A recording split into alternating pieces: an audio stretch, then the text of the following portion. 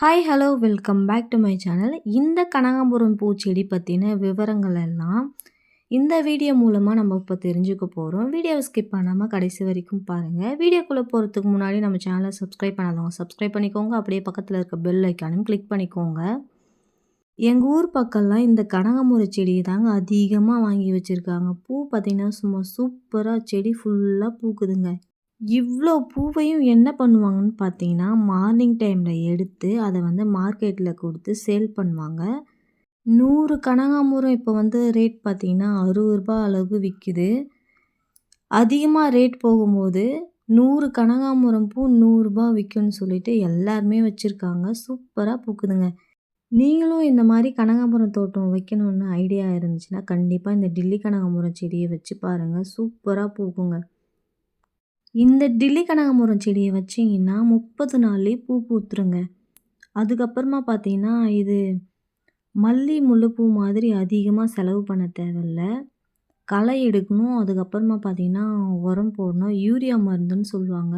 அதுதான் பார்த்தீங்கன்னா தண்ணி விட்டு அதை தாங்க போடுவாங்க. ஃபஸ்ட்டு வந்து களை எடுத்துருவாங்க. அதுக்கப்புறமா தண்ணி விட்டு அந்த மருந்து போட்டால் செடி வந்து அடர்த்தியாக வளர்ந்து நிறைய துளிர் விடும்னு சொல்லிட்டு அதை தான் ட்ரை பண்ணுவாங்க. பூச்சி அதிகமாக இருந்துச்சுன்னா அதுக்கு ஒரு மருந்து அடிப்பாங்க. அது என்னன்னு தெரியல. நான் நெக்ஸ்ட் வீடியோவில் போடுறேன். அதுக்கப்புறமா பார்த்தீங்கன்னா பூ எடுத்து முடித்ததும் காய் இருந்துச்சுன்னா உடனே அதை உடச்சி விட்டுருவாங்க. உடச்சி விடாமல் விட்டிங்கன்னா செடி வந்து அதிகமாக வெயிட் தாங்க முடியாமல் செடி வளரவே வளராது, துளிரும் விடாது. அதனால் பார்த்தீங்கன்னா பூவெல்லாம் எடுத்து முடித்ததும் எந்த காயில் வந்து பார்த்திங்கன்னா பூவே இல்லாமல் அரும்பே இல்லாமல் இருக்குமோ அந்த காயெல்லாம் உடச்சி கீழே போட்டு விட்டுருவாங்க. இந்த கனகாம்பரம் செடியோட காயில் நிறைய விதை இருக்குங்க.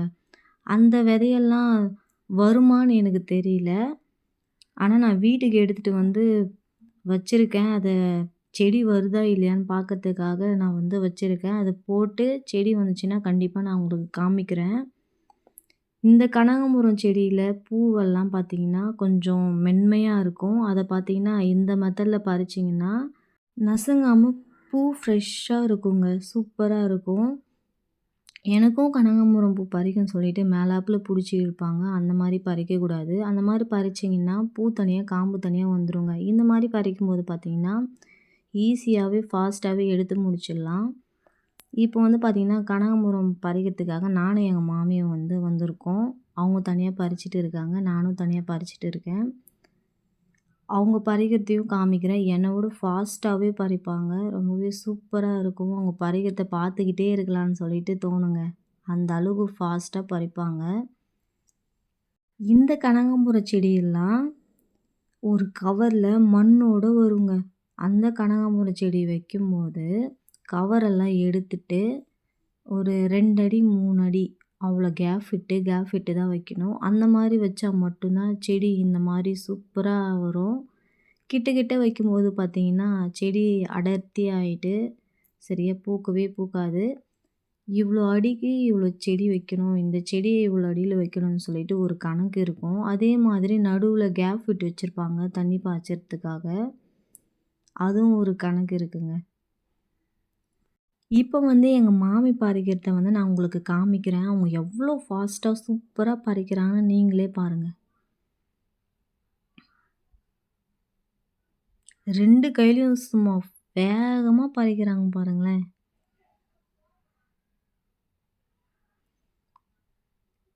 இந்த மாதிரி கனகாம்பரம் பூ இருந்துச்சுன்னா ஸ்லோவாக பறித்தா வேலைக்கே ஆகாதுன்னு சொல்லிட்டு எல்லாருமே இந்த மெத்தடு கற்றுக்கிட்டு இவ்வளோ ஃபாஸ்ட்டாக பறிப்பாங்க.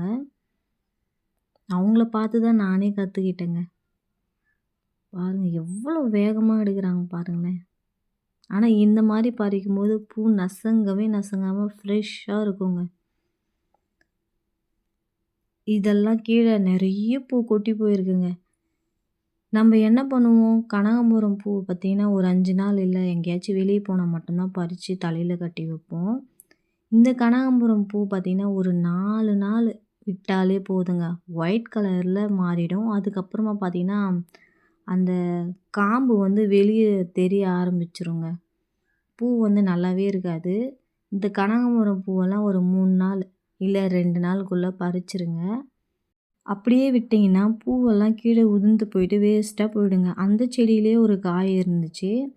அந்த காயை உடச்சி எடுத்து பார்த்தேங்க. அதில் ஒரு விதை இருந்துச்சுங்க. இதை காமிச்சு இந்த செடியெல்லாம் வருமா இந்த விதை போட்டா அப்படின்னு கேட்டதுக்கு இந்த செடியெல்லாம் வராதுன்னு சொல்லிட்டாங்க. இதை வந்து பார்த்திங்கன்னா பதியம் தான் போட முடியும் அப்படின்னு சொன்னாங்க. சரின்னு சொல்லிட்டு எனக்கு எந்தெந்த காயெல்லாம் தெரியுதோ அந்த காயெல்லாம் உடச்சி கீழே போட்டுகிட்டே இருந்தேங்க. நாங்கள் இந்த கனகாம்பரம் செடியெல்லாம் ஒரு நர்சரியில் தாங்க வாங்கிட்டு வந்து வச்சோம். சூப்பராகவே பூக்குது. அந்த நர்சரியோட கான்டாக்ட் நம்பர் கிடைச்சதுன்னா கண்டிப்பாக நான் உங்களுக்கு ஷேர் பண்ணுறேன். அங்கேருந்து வாங்கிட்டு வந்து வச்சதும் செம்மையாக பூக்குது.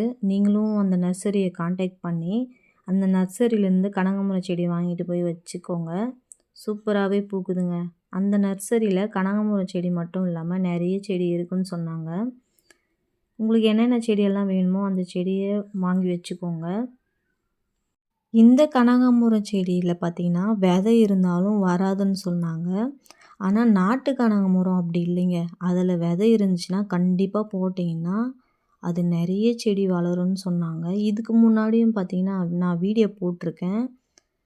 செடி வருமா வராதா அப்படின்னு உங்களுக்கு டவுட் இருக்கும். அந்த வீடியோவை பார்த்து தெரிஞ்சுக்கோங்க. இந்த மாதிரி பூ பூக்க இன்னும் ஒரு சில ஐடியாஸ் இருக்குங்க.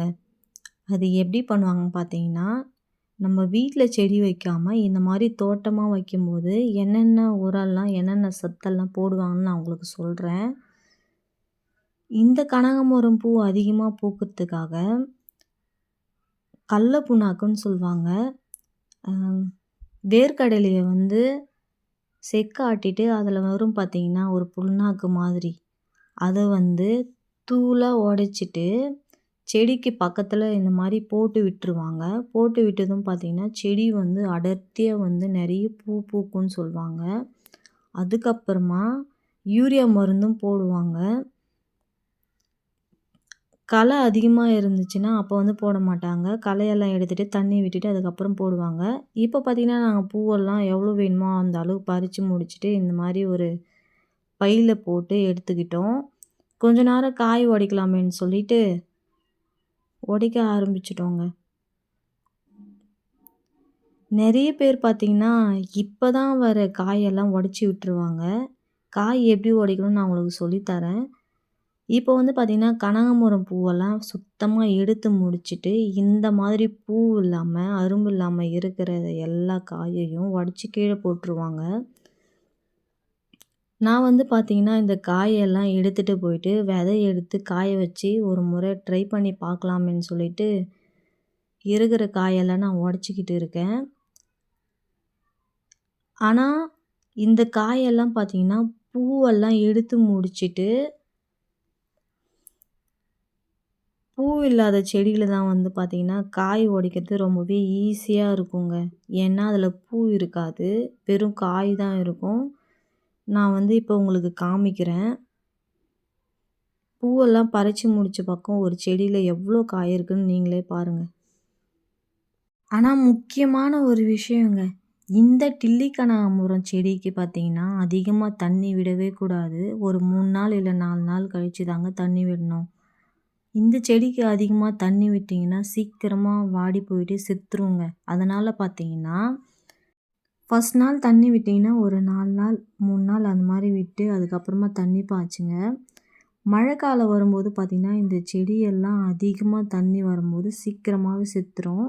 இதுக்கு முன்னாடி நான் அந்த மாதிரி வீடியோஸும் போட்டிருக்கேன். அதுலேயும் பார்த்து தெரிஞ்சுக்கோங்க. எனக்கு தெரிஞ்சு மல்லி முல்லையை விட இந்த கனகாம்பரம் தாங்க பெஸ்ட்டு. பறிக்கிறதுக்கும் ரொம்பவே ஈஸியாக இருக்கும். பூ பறித்த பக்கம் காயெல்லாம் எப்படி இருக்குன்னு நான் உங்களுக்கு காமிக்கிறேன் பாருங்கள். ஃபஸ்ட்டு வந்து பார்த்திங்கன்னா பூவெல்லாம் பறித்து முடிச்சிடுவாங்க. இன்னொரு நாள் காயை உடச்சிக்கலாமேன்னு சொல்லிட்டு அப்படியே விட்டுருவாங்க. இந்த ஒரு செடியில் எவ்வளோ காய் இருக்குன்னு பாருங்கள்.